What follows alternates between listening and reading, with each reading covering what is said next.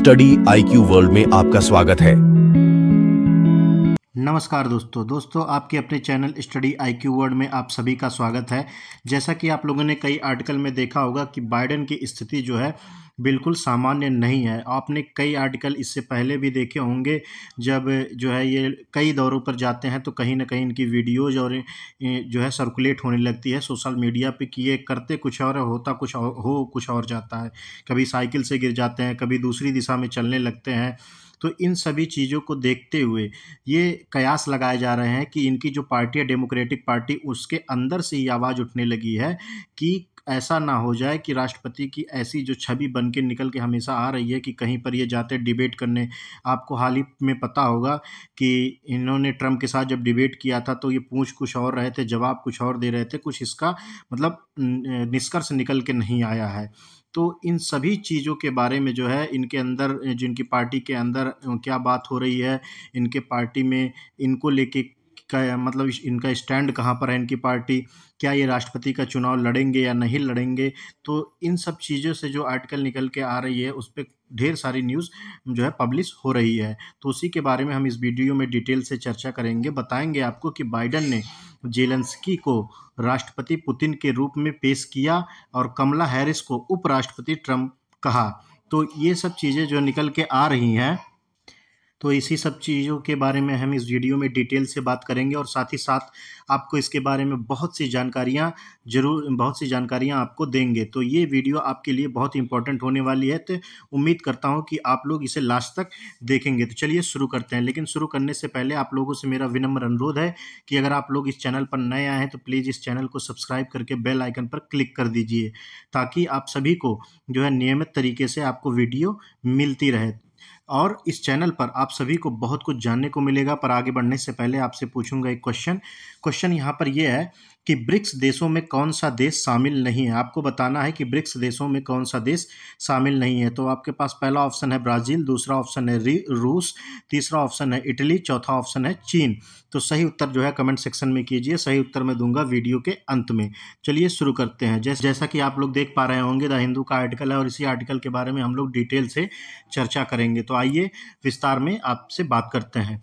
तो मैं आपको यहाँ पर बता दूं कि जो बाइडेन ने गुरुवार को जोर देकर कहा है कि वह एक और कार्यकाल के लिए अमेरिका के राष्ट्रपति पद के लिए दौड़ेंगे और डोनाल्ड ट्रंप को हराएंगे, क्योंकि एक बड़े शिखर सम्मेलन में कई मौखिक गलतियों ने उनकी क्षमता पर नए सवाल उठाए थे। उन्होंने ये बात कही है और कहीं ना कहीं अपनी गलतियों को स्वीकारा है जो बाइडेन ने, और वो बताए हैं कि हमसे कहीं कहीं गलतियां हो जाती है, लेकिन इसके दौरान, ये सब गलतियों के दौरान जो है मैं अभी सामान्य स्थिति में हूं और मैं डोनाल्ड ट्रंप के खिलाफ एक बार फिर राष्ट्रपति के उम्मीदवार के लिए जाऊंगा। वाशिंगटन में नाटो शिखर सम्मेलन के अंत में एक उच्च स्तरीय प्रेस कॉन्फ्रेंस में 81 वर्षीय बाइडेन ने डेमोक्रेट्स के बीच डर को कायम करने की आवश्यकता को स्वीकार किया, लेकिन कहा कि वह पद छोड़ने के लिए तैयार नहीं है। यूक्रेन के राष्ट्रपति व्लादिमीर जेलेंस्की और अमेरिकी राष्ट्रपति जो बाइडेन 11 जुलाई 2024 को वाशिंगटन US में नाटो की 75वीं वर्षगांठ शिखर सम्मेलन के मौके पर यूक्रेन कॉम्पैक्ट बैठक में भाग लेते हुए प्रतिक्रिया दे रहे थे। हम चाहेंगे कि आप लोग ये वीडियो देखें, जिसमें इन्होंने आप देख सकते हैं कि डोनाल्ड ट्रंप और जो बाइडेन के बीच कितना जो है मानसिक स्थिति जो है एक होना चाहिए राष्ट्रपति की। वो इस समय जो बाइडेन का जो हाल है वो आपको डे बाय डे खराब होता दिखेगा। तो उम्मीद करता हूं कि आप ये वीडियो देख के अच्छी तरह समझ पाएंगे। तो आइए चलते हैं, पहले वीडियो देखते हैं, उसके बाद हम लोग आगे चर्चा करते हैं।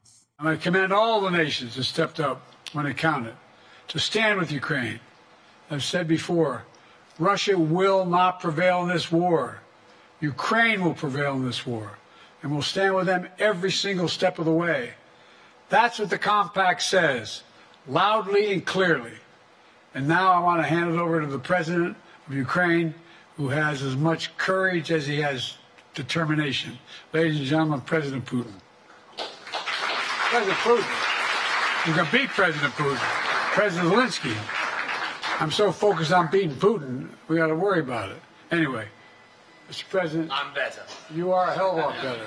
आपने वीडियो में देखा कि जैसे कि जो बाइडेन कितने मतलब जेलेंस्की की जगह को पुतिन बता रहे हैं और कमला हैरिस को जो है Donald Trump, vice president Donald Trump बता रहे हैं। तो इन सब चीज़ को देखते हुए जो इनकी डेमोक्रेटिक पार्टी है उसके अंदर ही कई सांसद जो हैं इनको जो है चेंज करने के लिए बोल रहे हैं कि ये जो है अगर उम्मीदवार के राष्ट्रपति उम्मीदवार के लिए अगर ये चुनाव लड़ते हैं तो कहीं ना कहीं ट्रंप जो है आगे निकलने की संभावना ज़्यादा हो जाती है, क्योंकि इनकी मानसिक स्थिति अभी सही नहीं बताई जा रही है। लेकिन डॉक्टर के हिसाब से तो स्थिति सही है, लेकिन फिर भी क्योंकि ये आपको पता है इनकी एज 80+ हो गया है, तो कहीं ना कहीं एज का भी इन पे जो असर है वो दिखता है और बार बार ये सोशल मीडिया पे वायरल होता है। और इन्हीं सब वजहों के कारण डेमोक्रेटिक पार्टी अभी थोड़ा सा प्रेशर में है कि ये जो है चुनाव जो बाइडेन लड़ेंगे कि नहीं लड़ेंगे, इस पे अभी सस्पेंस बना हुआ है। अपने रूसी दुश्मन, और आपको पता होगा कि इस वीडियो में उन्होंने कहा कि रूसी दुश्मन व्लादिमीर पुतिन के रूप में यूक्रेन के राष्ट्रपति व्लादिमीर जेलेंस्की को पेश करने और फिर प्रेस कॉन्फ्रेंस में उपराष्ट्रपति कमला हैरिस को उपराष्ट्रपति ट्रंप कहने से बाइडेन की क्षमता पर सवाल उठाए गए, जैसा कि आपने वीडियो में देखा। बाइडेन की उम्मीदवारी संकट में, क्योंकि 2 सप्ताह पहले ट्रंप के साथ एक बहस में खराब प्रदर्शन ने उनकी उम्र को लेकर चिंताओं को फिर से बढ़ा दिया है। लगभग 1 घंटे तक चलने वाली दुर्लभ एकल प्रेस कॉन्फ्रेंस का उद्देश्य यह दिखाना था कि वह अभी भी सक्षम है। आपने कहीं ना कहीं देखा होगा कि हाल ही में जो है जो बाइडेन और डोनाल्ड ट्रंप के बीच जो है डिबेट हुआ था, वहाँ पर भी डोनाल्ड ट्रंप जो है काफ़ी एग्रेसिव बात कर रहे थे और काफ़ी मतलब जो बातें हो रही थी वो बिल्कुल ट्रैक टू ट्रैक बात हो रही थी। लेकिन वहाँ पर राष्ट्रपति जो बाइडेन जो थे उन्होंने कई गलतियाँ की और वो पूछ कुछ और रहे थे, जवाब कुछ और दे रहे थे। इस वजह से उनकी जो जनता है, जो अमेरिका की जनता है, उन्होंने देखा कि उनके राष्ट्रपति जो उनकी स्थिति है वो काफ़ी जो है दिक्कत, मतलब आप कह सकते हैं कि एक उन पे एज का असर बहुत ज़ोरों से पड़ने लगा है। आपको मैं बता दूं कि अमेरिकी इतिहास के सबसे वृद्ध राष्ट्रपति बाइडेन ने आप इस समय वो हो गए हैं कि अमेरिकी राष्ट्रपति के सबसे जो वृद्ध राष्ट्रपति हैं वो बाइडेन है। ये भी एक चीज़ आपको नोट करना ज़रूरी है। बाइडेन ने कहा कि मेरे लिए नहीं बल्कि जिस काम की शुरुआत मैंने की है उसे पूरा करने के लिए इस दौड़ में है। अब वो काम कौन सा है, बाइडेन ने ये काम जो है इन्होंने बताया नहीं है। ये तो सब पॉलिटिकल मुद्दा है कि ये चीज़ें हैं वो चीज़ें हैं, ये सभी पार्टी जो है कहती हैं, लेकिन अपने आप को दर्शाती नहीं है कि ये चीज़ के लिए हम यहाँ आए हैं। राष्ट्रपति को 2024 की उम्मीदवारी छोड़ने के लिए डेमोक्रेट्स के निरंतर दबाव का सामना करना पड़ रहा है, इस डर से कि ट्रंप उन्हें हरा सकते हैं। प्रेस कॉन्फ्रेंस के बाद गुरुवार रात और भी सांसद ने उन्हें पद छोड़ने का आह्वान किया। जैसा कि मैंने आपको शुरुआत में ही बताया कि इनके पार्टी के अंदर से ही कई सांसदों ने जो है इनके उम्मीदवारी का जो छोड़ने के लिए डेमोक्रेट्स के अंदर ही दबाव बनाया जा रहा है कि कहीं ना कहीं कि ट्रंप अगर इनसे चुनाव लड़ेंगे, ट्रंप की अगर इनसे टक्कर होगी तो कहीं ना कहीं ट्रंप आगे निकल सकते हैं। तो इसी सब चीज़ के लिए अभी इसमें निरंतर जो है बातचीत चल रही है इनके पार्टी के अंदर। बाइडेन ने स्पष्ट किया कि वह मिस हैरिस का समर्थन करते हैं जो आपात स्थिति में उनकी जगह लेंगे, लेकिन जिन्हें कई डेमोक्रेटिक शीर्ष पद के लिए मजबूत उम्मीदवार के रूप में देखते हैं। उन्होंने कहा कि अगर मान लीजिए कोई कंडीशन ऐसी आती है तो मिस हैरिस का जो है वो समर्थन करेंगे। उन्होंने यह भी खारिज किया कि उन्हें रात 8 बजे तक सोने की ज़रूरत होती है, एक समय जब वह गुरुवार को अपनी प्रेस कॉन्फ्रेंस कर रहे थे। उन्होंने ये भी बताया कि इनके बारे में कई खबरों में चल रहा था कि जो बाइडेन को रात को 8 बजे तक सोना ज़रूरी होना है, क्योंकि इनकी तबीयत जो है दिक्कत हो जाएगी, मतलब तबीयत जो है ख़राब रहती है, तो इनको 8 बजे से पहले सोना पड़ेगा। तो इस चीज़ को भी उन्होंने, जो बाइडेन ने, खारिज किया कि ऐसी कोई बात नहीं है, मैं एकदम स्वस्थ हूँ और ये ज़रूरी नहीं है कि मैं रात को 8 बजे तक ही सो जाऊँ। लेकिन अपनी बहस में विफलता का कारण जेट लैग और सर्दी को बताते हुए उन्होंने स्वीकार किया कि मुझे थोड़ा और व्यवस्थित करना समझदारी होगा। उन्होंने यह भी जोर देकर कहा कि न्यूरोलॉजिकल परीक्षाओं से पता चला कि वह अच्छी स्थिति में है और कहा कि यदि उन्हें उनके डॉक्टर अनुशंसा करते हैं तो वह एक और परीक्षा लेंगे, लेकिन इन्होंने उसकी अनुशंसा नहीं की। तो ये जो है इनके डॉक्टर का जो अभी तक परीक्षण हुआ है वो अभी बता रहे हैं कि हम अभी अच्छी स्थिति में हैं, अगर इसकी ज़रूरत पड़ती है वो फिर से चेकअप कराएंगे और जैसे रिपोर्ट आएगा वैसे ही मैं सभी जो है सबके सामने रखूँगा, ऐसा जो बाइडेन ने कहा है। तो फिलहाल अभी ये कयास लगाया जा रहा है कि जो बाइडेन अगला चुनाव ये लड़ेंगे कि नहीं लड़ेंगे। इसमें डेमोक्रेटिक पार्टी के अंदर काफ़ी जो है कशमकश चल रही है कि कहीं जो है इनको चेंज किया जाए कि ना किया जाए। अगर चेंज ना किया जाए तो कहीं ना कहीं डोनाल्ड ट्रंप कहीं इन पर भारी ना हो जाए। तो इन सभी का जो है कयास बहुत लगाए जा रहे हैं। आगे जैसे रिपोर्ट आती है मैं आप सभी के लिए एक अपडेटेड वीडियो बना दूंगा। तब तक के लिए आपको मैं एक चीज़ और बता दूं कि बाइडेन ने विदेशी और घरेलू नीति पर सवाल का जवाब दिया है। हालांकि कभी कभी उनके जवाब विस्तृत और कुछ हद तक उलझे हुए थे, लेकिन फिर भी उन्हें अपेक्षाकृत कम गलतियां की। हालांकि उन्होंने यूरोप और एशिया को मिला दिया।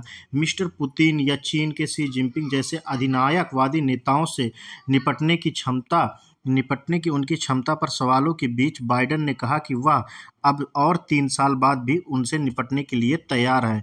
फिर भी उनका अपेक्षाकृत आश्वस्त प्रदर्शन रक्तस्राव को रोक नहीं सका और 3 और डेमोक्रेटिक सांसदों ने उनसे दौड़ से हटने का आह्वान किया, जिससे कुल संख्या 17 हो गई है। मैं आपको अभी बताऊं, लेटेस्ट जो न्यूज़ निकल के आ रही है उसमें 3 और सांसदों ने जो है इनसे अपना जो है समर्थन मतलब कहा है इन्होंने अपने अंदर डेमोक्रेटिक पार्टी के अंदर कि इनको राष्ट्रपति के उम्मीदवार के लिए ना बैठाया जाए और इनकी जगह पे किसी और नेता को जो है राष्ट्रपति का उम्मीदवार बनाया जाए। और इन सभी सांसदों को अगर जोड़ के देखा जाए तो 17 सांसद जो हैं जो इनके खिलाफ आ गए हैं और इसकी मांग कर रहे हैं कि इनकी जगह पे किसी दूसरे नेता को जो है जगह दी जाए। तो चलते हैं अपने क्वेश्चन की तरफ। इस रिपोर्ट में फिलहाल इतना ही। तो हमारा क्वेश्चन ये था कि ब्रिक्स देशों में कौन सा देश शामिल नहीं है। तो इसका सही उत्तर हो जाएगा option number 3 Italy. Option number 3 Italy जो है ब्रिक्स देशों में शामिल नहीं है। तो इसी नोट के साथ इस वीडियो का अंत करते हैं